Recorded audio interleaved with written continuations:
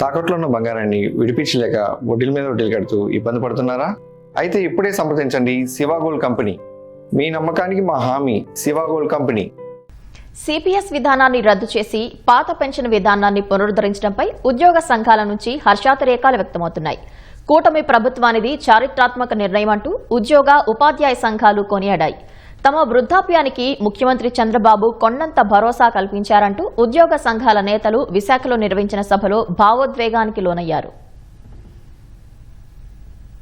CPS రద్దు చేసి OPS తీసుకురావడంపై విశాఖలో ఉద్యోగులు కృతజ్ఞతాభివందన సభ నిర్వహించారు. ఉత్తరాంధ్ర జిల్లాల నుంచి ఉపాధ్యాయులు, ఉద్యోగులు తమ కుటుంబ సభ్యులతో కలిసి పెద్ద సంఖ్యలో హాజరయ్యారు. సీఎం చంద్రబాబు తీసుకున్న నిర్ణయం పట్ల హర్షం వ్యక్తం చేశారు. సిపిఎస్ రద్దుతో వేల మంది ఉద్యోగుల జీవితాల్లో కూటమి ప్రభుత్వం వెలుగులు నింపిందన్నారు. తమ సమస్యల పరిష్కారానికి మార్గం సుగమం చేసినందుకు కూటమి ప్రభుత్వానికి ఉపాధ్యాయ సంఘాల నేతలు ధన్యవాదాలు తెలిపారు.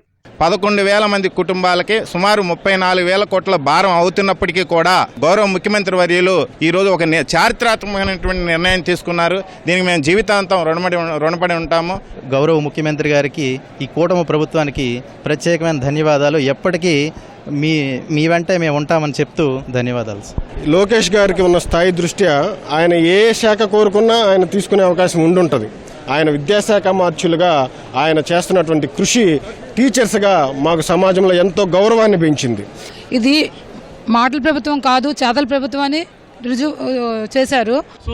కట్టె కాలిన తర్వాత వచ్చినటువంటి బూడిదలో కూడా నారా చంద్రబాబు నాయుడు గారు కూటమి ప్రభుత్వం యొక్క ప్రతిధ్వని ఖచ్చితంగా ఈ 11,000 కుటుంబాల్లో కూడా వినిపిస్తుంది. ప్రభుత్వ పాలన సజావుగా సాగాలంటే ఉద్యోగుల సహకారం ఎంతో కీలకమని టీడీపీ రాష్ట్ర అధ్యక్షుడు పల్లా శ్రీనివాసరావు అన్నారు. ఉద్యోగ లోకానికి ఇచ్చిన ప్రతి మాటను నిలబెట్టుకుంటూ వారి నమ్మకాన్ని కాపాడుకుంటామని హామీ ఇచ్చారు. వైసీపీ హయాంలో ఉపాధ్యాయులు మద్యం దుకాణాల వద్ద కాపలాగా నిలబడాల్సిన పరిస్థితి వచ్చిందని బీజేపీ ఎమ్మెల్యే విష్ణుకుమార్ రాజు గుర్తు చేశారు.